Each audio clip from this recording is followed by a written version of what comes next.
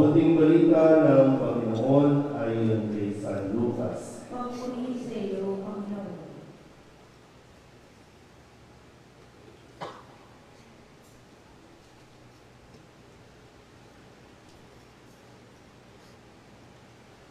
Si Maria ay nagmamadaling pumunta sa isang bayan sa kabululan ng Judea. Pagdating sa bahay ni Zacarias, binati niya si Elizabeth. Nang marinig ni Elizabeth ang bati ni Maria, nagdagalaw ang sanggol sa kanyang tiyan. Napuspos ng Espiritu Santo si Elizabeth at buong galak niyang sinabi, "Bukod kang pinagpala sa babaeng lahat at pinagpala naman ang iyong dinadalang anak. Sino ako upang galawin ng ina ng aking Panginoon? Sapagkat pagkarinig ko ng iyong bati, ay naggagalaw sa tuwa ang sanggol sa aking tiyan. Mapalad ka sapagkat nanalig kang matutupad ang ipinasabi sa iyo ng Panginoon." Ang mabuting balita ng Panginoon. Pinupuri ka namin, Panginoong Heso Kristo. Isang mapagpalang umaga po sa inyong lahat. Tayo po ay nasa ika-6 na araw na ng ating pong paglalakbay patungo sa Belen, sa ating pong pakikilakbay sa mahal na Birhen Maria sa kanya pong pagtungo sa pag-aanakan o kung saan isisilang ang ating Mesiyas. Pwede po ba natin bigyan ng solidad clap ang lahat ng mga nakakaabot na sa ika-6 na araw?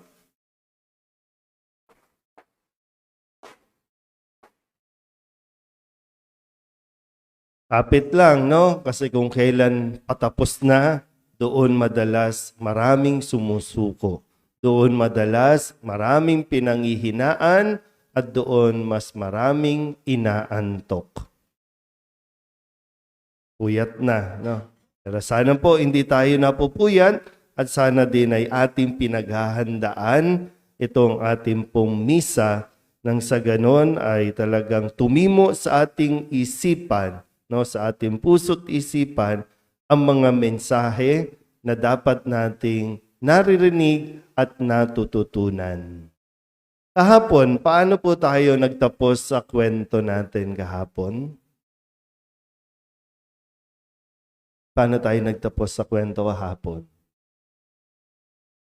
Ano ba yung kwento kahapon? Tungkol saan? Kailangan kong bang bumaba? Baka naman mayroong mag-volunteer. Tungkol saan? Ha? Sa?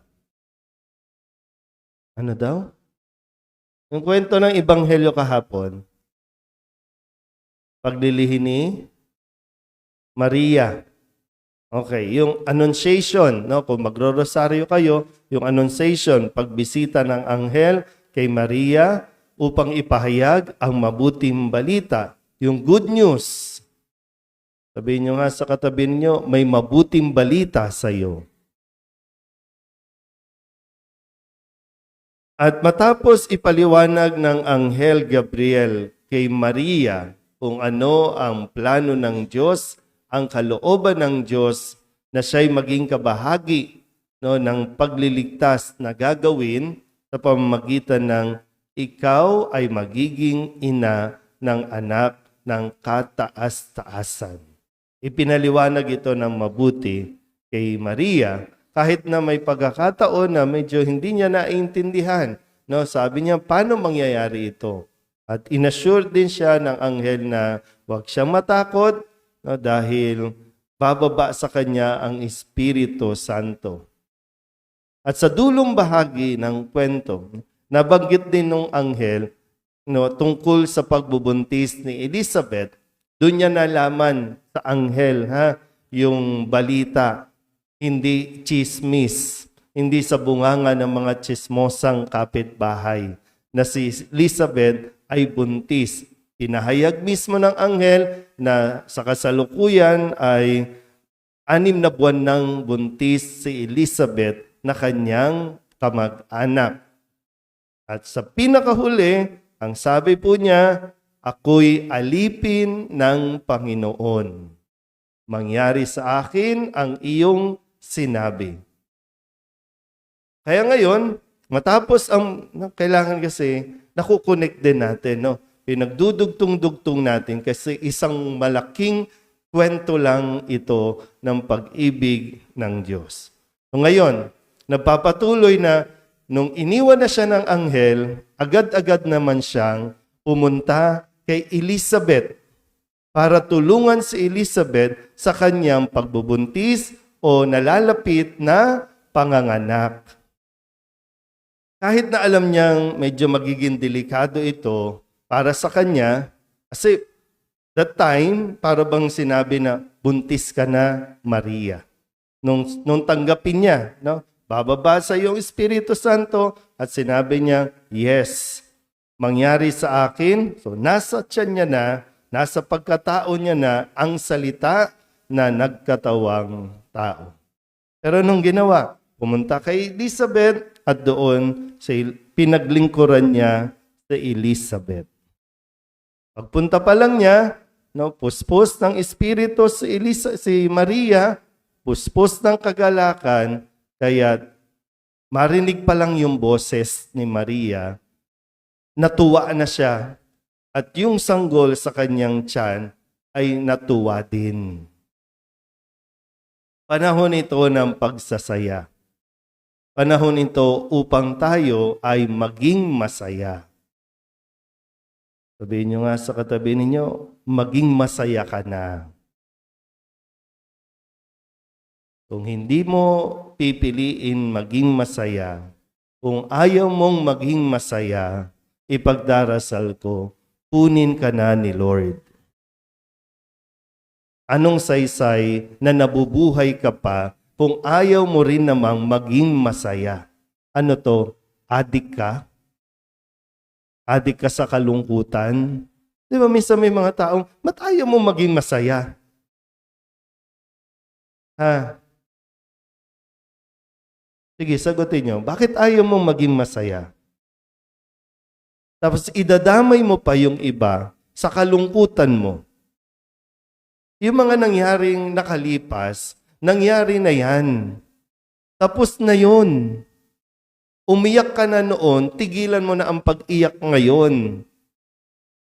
Hindi mo na mababalik yun. Pero buhay ka pa at marami ka pang pwedeng gawin. Kaya tingnan niyo po, no? Paano nga ba maging masaya? Kung titingnan natin itong halimbawa ni Maria, si Maria ay nabigyan ng isang, hindi kasi, minsan kasi kailangan yung mindset natin, no? Baguhin yung mindset natin. Hindi lahat ng nangyayari sa buhay natin pangit. Ha? Hindi lahat nangyayari sa buhay natin para bang problema. Si Maria, nakatakdang ikasal, pero nabuntis bago sila magsama ni Jose. Si Maria, binigyan ng isang titulo, binigyan ng isang karangalan, maging ina ng kataas-taasan. Pero problema niya ba? Hindi. At itong titulong ito, nanatili si Maria sa kanyang kababaang loob. Kaya nga, yung kababaang loob, yung kaligayahan natin, kung gusto mong maging masaya, ha, ibaba mo ang iyong sarili. Magpakababa ka, magpakumbaba ka, kung gusto mong maging masaya. Sige, ubo tayo na, ubo. Sige. Ubo. Yan. Sige pa. Konti na lang, mga 10 ubo. Di ba ganito lang? O, simple lang naman maging masaya. Ba't ginagawa mong komplikado kasi? Ha? Balikan natin ulit, ha? Para lang makuha natin paano nga ba maging masaya. Si Maria, kahit nagkaroon ng pinakamataas na titulo, sabihin na natin sa salita natin, na-promote. Pero mo, mula sa isang pagiging simpleng babae, dalaga, na wala namang sinasabi sa lipunan, pero ipinagkaloob, no? Sabi nga dito, sabi ni Elizabeth, di ba, inacknowledge niya si Elizabeth, sino ko para dalawin ng ina ng aking Panginoon? Ina ng aking Panginoon. Pero nandoon para maglingkod kay Elizabeth. Makukuha niyo po ba? Kung gusto natin maging masaya, sabi ko kanina, panatilihin natin ang ating kababaang loob. So bakit ba nagkakaroon kalungkutan? Kasi pag nagkakaroon tayo ng yung self-proclaim, yung entitlement natin, iba yung iba yung mayabang, lumalaki ang ulo, dahil lamang ginagamit natin yung ating mga achievements, yung ating mga titulo. Kung kaya, nagkakaroon tayo, no? Sabi nga yung entitlement natin na, bakit ko gagawin yan? Inako ng Diyos.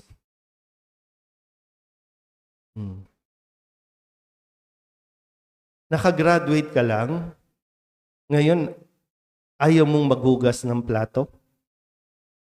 Nakagraduate ka lang, nakapag-aral ka lang, tingin mo sa sarili mo, ang taas-taas na, nakagraduate ka nga, dapat mas alam mong gawin ang lahat ng bagay kumpara sa hindi nakapag-aral. Nagkatrabaho ka lang, diba? Nagkatrabaho ka lang, ang taas na ng tingin mo sa iyong sarili para maliitin yung iba. O yumaman ka lang, pero ano nangyari? Naging mapagmataas tayo. Nagkaroon tayo ng mga status symbol para masabi talagang ikaw ay mayaman. Pero itong mga ganitong pag-uugali, masaya ka ba? Kasi ito yung mas lalong humahadlang Diba? Sa atin, para makisalamuha tayo, kasi yung tunay na kaligayahan din, nangyayari kapag tayo ay marunong makisalamuha sa ating kapwa. Kung marunong tayong makipagkapwa. Pero kung gagamitin natin yung mga titulo natin, yung mga achievements natin sa buhay, para tayo tingalain, bahala ka. Doon ka lang, mag-isa ka doon. May mga na-encounter na ba kayo ng gano'n, yung gagamitin yung kanilang pangalan para makapaglingkod o para hindi gawin yung paglilinis? Kaya di ba minsan yung pag dumarating ka pa lang, hindi nagiging masaya yung mga tao. Naku, ayan na naman siya, ang yabang-yabang talaga niyan. Naku, layo tayo. Naku, baka kung ano na naman gawin niya sa atin, uutusan na naman tayo niyan. Layo tayo. Imbis na, yes, andyan na siya, dali, halika, puntahan natin. Kung ganito rin nangyayari, gumising tayo sa katotohanan. Kung hindi ka nagiging masaya sa pag-uugaling ganyan, sa attitude mo na yan, hindi ka nagiging masaya, hindi rin nagiging masaya yung paligid mo, itigil mo na. Magpapasko na.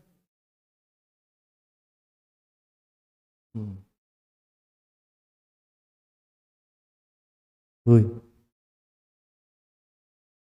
Unti-unti, mabagsak na.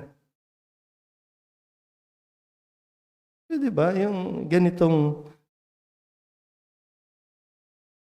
kahit na may titulo na si Maria, sa puntong ito, no?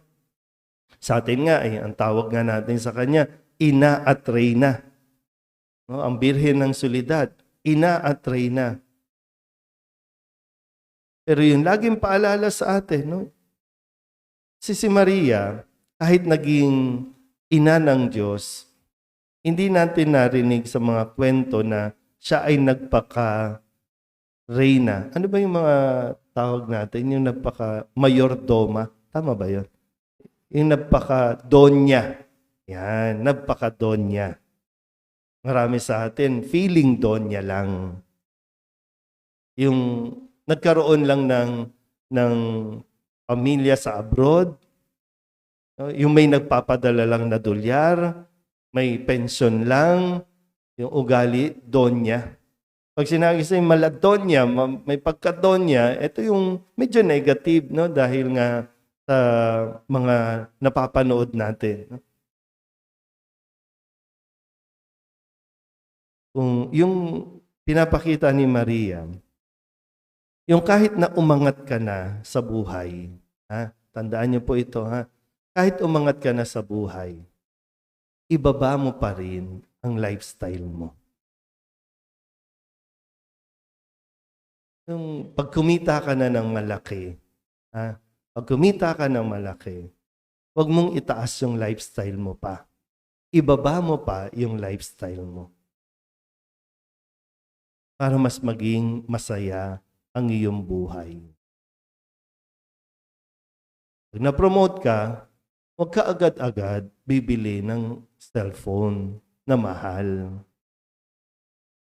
Di ba minsan iugali natin, no? Na-promote lang, bibili ng mga branded na damit. Bibili ulit ng bagong cellphone kasi tumaas ang sweldo. Tumaas ang sweldo, tinaas din yung lifestyle. Kaya pagkatanggap, ang baba ng sweldo ko.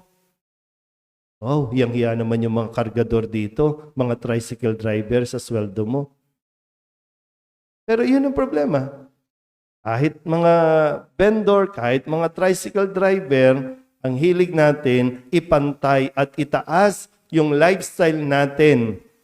Kasi gusto din natin magkaroon ng status symbol, no, na kala natin magiging masaya tayo kung gagayahin natin yung buhay o lifestyle ng nakikita natin sa social media o sa TV.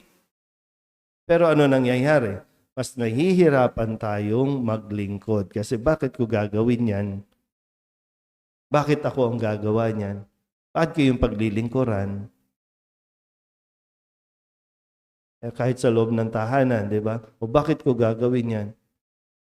Dapat ikaw nga ang mas mag-voluntaryo. Gawin mo ng kusa yung paglilingkod kasi ikaw ang nakakaangat. Ikaw ang umangat. Ikaw ang may maibibigay. Pero dahil mataas nga ang lifestyle mo, ayaw mo nang magbigay. Mas nagiging madamot ka. O ano nangyayari? Mas nagiging malungkot ang buhay.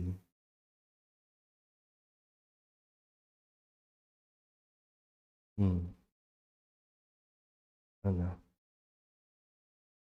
Sana po, no? Sa ika-6 na araw, ito yung ipinapakita sa atin ni Maria. Kahit ina na ng Diyos, naglingkod kay Elizabeth, tinulungan si Elizabeth, ina ng Diyos na ito. Ikaw, anong titulo mo sa buhay? Ano yung ipinagmamalaki mong titulo? Nagagamit mo ba yan para sa mas malalim na paglilingkod? O ginagamit mo lang yan para magmaganda ka? Hindi ka maganda. Ha? Tandaan mo yan. Ha? Yung ugali po, no?